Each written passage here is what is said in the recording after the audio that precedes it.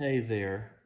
I'd like to talk with you for a minute about what happened last week, the tragic events that happened last week in Union Station in Kansas City. You know, I have seen and you have seen so much gun violence, unfortunately, in this country your whole life. But I'm going to be honest here. This is not an opinion of mine. This is not anything that is me saying it because I enjoy saying it, but this is me telling you the facts because a lot of you don't seem to know, realize, or understand this. But what happened last week at the Super Bowl victory parade was one of the worst, and I mean this, and I'll tell you why in a second, but it was one of the worst shootings in American history. And why is that? Well, because if you think about every other tragedy that has struck in this country, none of those events had millions of people. This one did. And I'm going to be honest with you. I'm not saying it was these events, but on a very small scale, it was. Okay? What happened last week, last Wednesday, on a very small scale, and this is me, a lot of you, this is me telling you the facts because a lot of you don't seem to know or understand this, but this is me telling you the facts. It was bigger than Las Vegas because at the Kenny Chesney event, music festival, then not a million people did not attend. I know that there were only 5 injured and one person, that DJ from that radio station, the mother, that died. But you know what? This is me telling you on a very, very small scale, unfortunately, the tragedy that struck the Super Bowl victory, Chiefs victory parade last week, on a very small scale, was a miniature, and I mean a very big mini. I mean, it was like not big, it was like a miniature on a small scale 9/11. Why do I say that?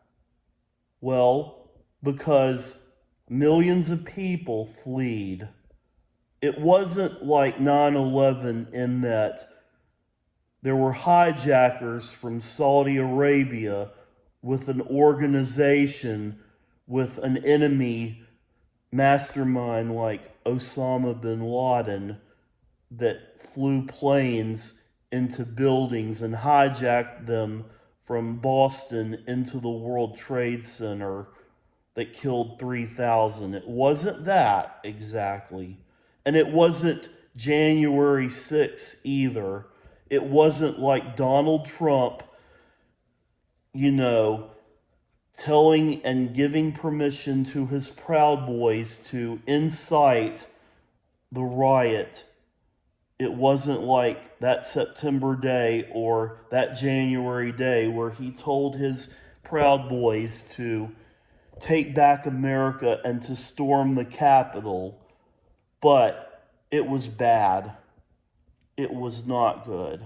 And I'm so sad for those children that died, and good for the people for standing up against gun violence. And more importantly, I am so thankful for the brave men who ran up to the guy with the gun and tackled him to the ground and prevented more lives from potentially being lost. That was human bravery at its finest. You know, what happened was those gunmen thought that they could take a Super Bowl parade and make it even happier and more victorious. But they have failed. And it's time for our leaders to once again try and compromise, and I pray that they find a way to overcome this. Unfortunately, I read where 28% of Republicans, that is a very small percentage, but 28% favor being against gun violence, which most Democrats and most Americans favor. That is a tragedy in a whole. That is a tragedy in a whole that most Republicans don't like anti-gun violence. Sad. Saddens me. It's a tragedy. Unfortunately, it's a tragedy in a whole. And those children who are still wounded out there, who were discharged from that hospital out there, Children's Mercy, I pray that they are better now. And good for Travis Kelce and Taylor Swift, even though I'm not a fan of Taylor Swift, to donate the GoFundMe page for the victims who have been lost, whose lives were forever changed in Kansas City, Missouri, after last week's tragedy. And by the way, when it comes to the issue of gun violence, I'm tired of thoughts and prayers, even though I am a religious person. And again, the people who did that will not go to heaven when they die. They will go to hell. God will judge them, the gunmen. Please, everybody, stay safe. I wish we could do something about this, but it's just heartbreaking.